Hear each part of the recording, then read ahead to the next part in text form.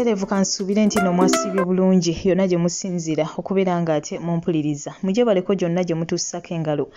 mbasasirako mwenna bayita mu bizibu eby'enjawulo mbasanyukirako mmwe abatuuse ku buwanguzi mwabakuziza amazaalibwa olunaku olwaleero mbagaliza amazaalibwa amalungi ag'essanyu mwabafiiriddwako abantu bammwe ensaba emyoyo gy'abagenzi katonda giwumuze mirembe agiramuze ekisagumya emitima abaka ab'enganda ssaako ate n'ab'emikwano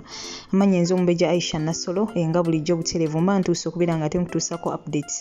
amawulire agagenda mu maaso mu ggwanga lyattu Uganda kye mba nkusaba kiri kimu subscribe nga teekako akadde olimo okubeera nga ate munnange omissinga out yes naye nga amawulire ate agagendera ddala mu maaso essaawa eno yennyini n'okubeera nga ate gatrendinga all over social media munnange ku platforms ez'enjawulo ge ga Bruno K jjukira nti gye buvuddeko munnange amawulire twagafuna era bwe tutyo abantu bonna ne bagategeera nti Bruno K alinayo omwana omulenzi kino nno kyewuunyisa bangi nnyo nnyini ddala olw'ensonga nti baali tebakisuubira okusinziira ku mukwano gwe yali alaga omwana we omuwala era nga tumanyi nti ye mwana yekka munnange gwalina ku nsi wabula mu kukizuula nti alinayo omwana omulenzi ekyatwewuunyisa nnyo wabula ate ekyasinga okubeera nga kitwennyamiza kwe kubeera nga ate twakitegeerako nti omwana oyo munnange yali yasalawo okubeera nga ate amwegaana tetwasooka bamu kubeera nga ate tusala emisango okubeera nga munaye tubikakasa nti Bruno K ye taata w'omwana na biki byonna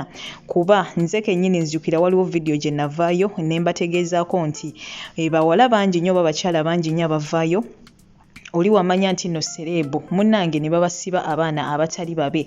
however era nenkyogerako nti Bruno K waba ye taata w'omwana Butereevu tujja kuba ate tukitegeera kati no munnange mawulire mangi nnyo geeyongera okubeera nga ate gatambula omwo ne tufuniramu ate n'akatambi ka sister wa Bruno K oba tumuyite mulamu wa mukyalo no Vanessa bw'atyo ng'avaayo era ng'akakasa Vanessa nga wayina okubeera ng'akola ki akwata omwana waba waabwe amubawe wabula Vanessa mukazi wattu avuddengayo mu interviews ez'enjawulo nga ye akakasanga agamba nedda omwana wange sisobola kumubawa kubanga omwana wange ntobye naye okuva nga muto paka kati sisobola kubeera nga ate mbawo omwana kugamba ye mu bufunze yakomba kw'erima n'agamba tasobola kubeera nga ate yejjako omwana we ye kye yeetaaga okubeera nga taata w'omwana Bruno K asobola okubeera nga atuukiriza obuvunaanyizibwa bwe nga taata butambi bungi nnyo bwe twafuna ne Bruno K yennyini ng'ayogera ku bigambo ebimu bye yasinga okubeera nga ate akkaatiriza kwe kubeera mbu omwana si wuwe olw'ensonga nti omwana tamufaanana era bingi ddala byeyongera okubeera nga ate bitambula wabula ekyali kyasalibwawo okubeera nga ate bagenda ku DNA ekikakasibwe obanga ddala ono omwana wa Bruno K oba munnange omukyala ye yeenoonyeza ebibyo kubanga we nabagamba bino ebintu bisoboka oli avaayo ne yeesiba ku serebu nti munnaye nina omwana we bigenda okuzuuka nga si wuwe ebyo tubimanyi bulungi mu nsi mu ebiri so munnange basalawo ne bagenda ate w'omusawo omu era we batyo ne bateekayo ebyetaagisa okubeera nga bakebera DNA oba kye twandiyise endagabutonde wabula munnange olunaku lwaleero wenjogerera results munaye ezaafulumye era nga zikakasiza ddala nti Bruno K ye taata w'omwana 100 munnange Bruno K ye taata w'omwana kati no ba social media in-laws kino kibasanyusizza nnyo era kati Bruno K bamutambuza wano ne wali bajjayo ezimu ku screenshots kubanga jjukira omuntu eyatuwa information nti Bruno K ayinayo omwana omulenzi yakuba screenshots za conversation ez'enjawulo nga Bruno K ayogera ne maama w'omwana era bw'atyo n'azipostinga ng'alaga Bruno K nga we yeegaana omwana Bruno K kwegamba bingi ddala era essaawa eno screenshots ezo ba social media in-laws bagezaako okubeera nga ate bazitambuza wano ne wali kwegamba Bruno K bamubuuza ebibuuzo bingi nnyo nnyini ddala kubanga mu kusookera ddala ye Bruno K yali agamba nti omwana tamufaanana naye nga mu butuufu ekyo kibadde kirabwa n'ayonka nti omwana yafaanana Briella n'amumalayo yes ayinza okuba ye Bruno K agamba nti tamufaanana naye abadde afaanana omwana ono Briella okufaako obufi kwegamba yamumalirayo ddala era w'obalaba nga bali babiri kizibu nnyo okugamba nti munnange si baluganda kati nno DNA munnange zifulumye era nga ziraga Bruno K ye taata w'omwana mukwano gwange olowooza ki ekiddako kuba ye jjajja Ichuli avuddewo yo kubanga we tulaba jjajja Ichuli Butereevu aba akiikiridde Bruno K Bruno K tumulabye ng'enfunda nnyingi ngali ne jjajja Ichuli era nga balaga ba mikwano nnyo era ne bino ebya Vanessa we byavaayo nga walina omwana wa Bruno K jjajja Ichuli y'omu ku bantu abavaayo ne bakiwakanya nnyo era nga bagamba oyo omwana si wa Bruno K tusooka kubeera nga tetukola ki tukola DNA kati no munange DNA wefulumye era jjajja Ichuli y'omu ku bantu abavuddeyo ate munange ku luno n'akyusa ebigambo bye era n'ayozayoza Bruno K era bw'atyo kwegamba yabadde ng'ayogerera Bruno K ne yeetonda ku lwa Bruno K buterevu Akatambi ngenda kuba nkalekakawo maaso kawo ngenda kuba Akatambi nkakulekirako akajjajja Ichuli nga yeetonda kubanga yavaayo yayogera ebigambo bingi nnyo n'ayogerera omuwala mama Seth kwegamba ex wa Bruno K yamwogerera ebigambo bingi nnyo nnyini ddala wabula nga weetogerera essaawa ya leero avuddeyo munnange ne yeetonda bingi nnyo byayogedde era nga munnange kiraga nti ne Bruno K jjajja Ichuli watuukidde okubeera nga ayogera ebigambo ebyo era kitegeeza butereevu bawayizaamu ne Bruno K kubanga Bruno K ne jjajja Ichuli tebatiŋŋanira tutera okubalaba mu bifaananyi nga bali mu bifo ebimu nga munnange bali mu kwesanyusaamu Bruno K saakati ne jjajja Ichuli so wabavuddeyo mu mbeera eno n'abaako kyayogera kizibu nnyo okubuusabuusa nti munnange takiikiridde Bruno K mu nsonga zino wabula ate waliwo awo n'omukyala butereevu ayitibwa Emily Smith naye avuddeyo butereevu n'ayogera ku nsonga zino wabula ffe tusaba kimu Bruno K nkiriza responsibility yo ebangi nnyo batandise ogamba in fact ne jjajja Ichuli yakyogeddeko ng'agamba nti bakwate omwana bamuweeyo nti omukyalo ono Vanessa akwate omwana amuwe Bruno K mbu Bruno K alabirire omwana nze ekyo sikiwagira ndi ku sayidi y'omukyala Vanessa atobye n'omwana kuva we yafuna olubuto paka kati we twatuukidde okumanya nti omwana oyo wa Bruno K nga ye Bruno K tali kwega talina ready kuvaayo kugamba public akimanyi alina abaana babiri mu nsi wabula nga ate ye yasalawo kubeera nga omu gwalaga eri abantu ng'omulala ye yasalawo amwegane nga n'okumulabirira tamulabirira yasalawo kubeera nga akola ki awaayo ssente za ddwaliro kale nno sikiwagira nange ekyokubeera ng'omukazi bamukaka okweggyako omwana we wabula nze kyensaba kiri kimu oba nze nga nze ekyo nandisuubidde nti Bruno K banditudde ne maama w'omwana nga tewaliwo na muntu mulala yenna nti oba sisters nlo bano balamu simango naani no Bruno K ye taata w'omwana noli Vanessa ye maama w'omwana batuule wansi batuuke ku kukkaanya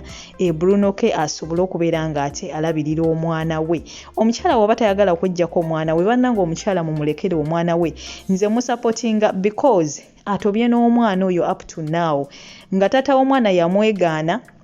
wabula nga mukazi wattu ye akola ekisoboka kitegeeza abadde ready okubeera nga atoba n'omwana we ate era ekisinga okwewuunyisa nti neyo information eyaliikinga omukyalo oyo si ye yavaayo n'agifulumya bawala batono nnyo abasobola osirikira such information for such a long period of time banyinyo kasita amanya just amanya nti nafunye lubuto lwa serebu ne mutandika omulaba mu zi camera ne mutandika omulaba wano ne wano mu zi interview wabula ye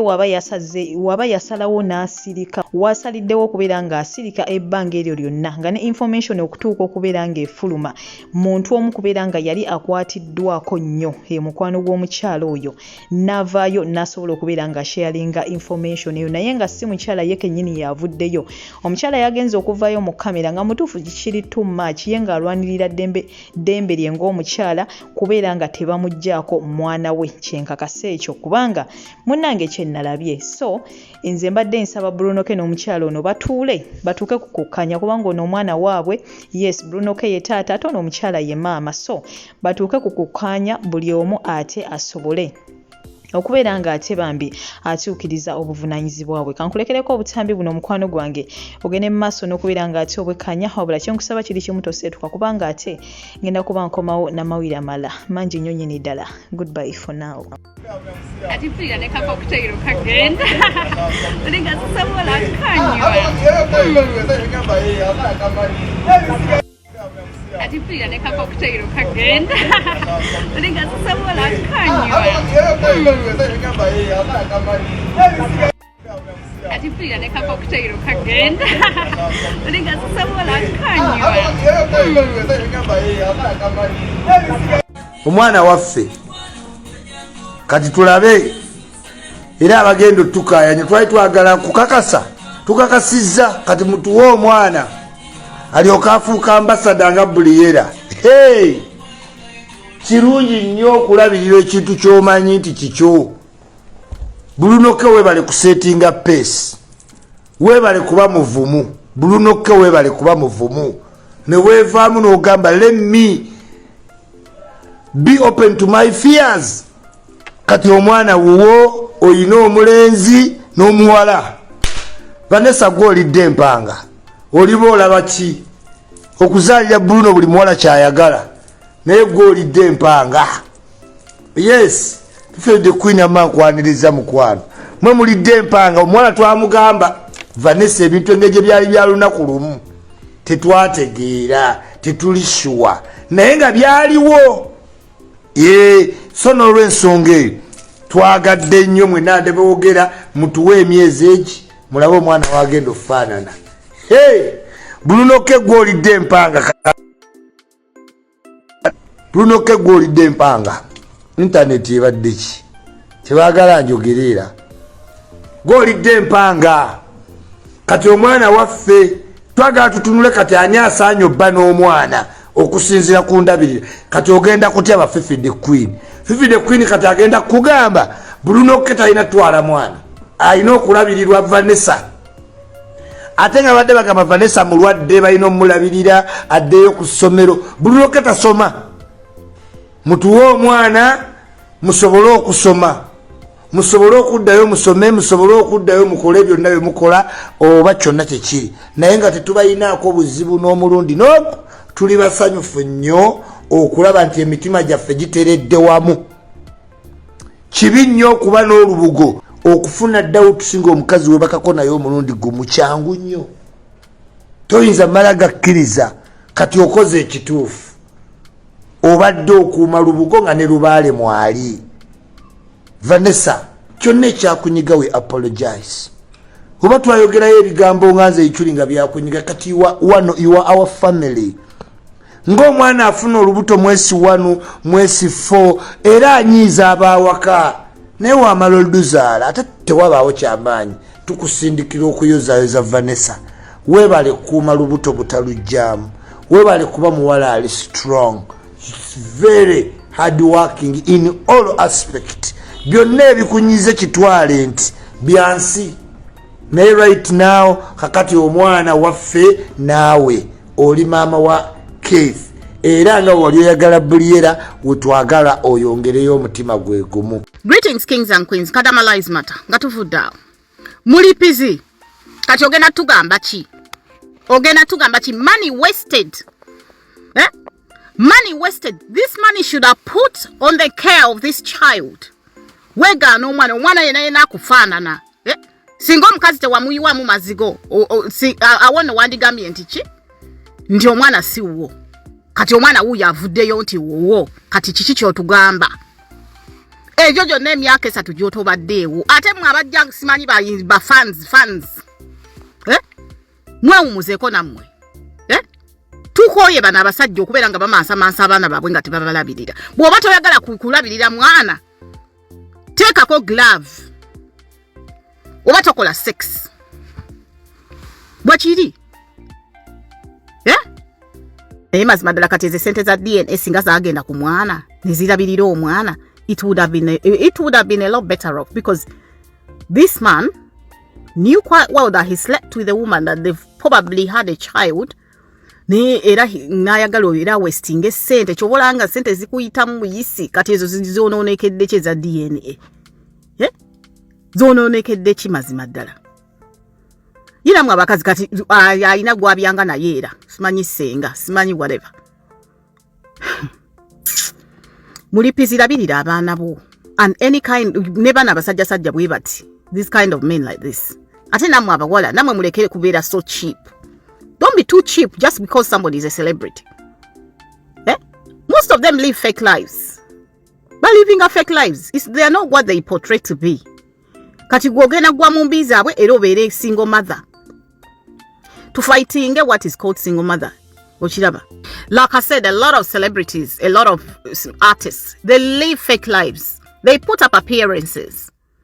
What they are in real life is not what they portray.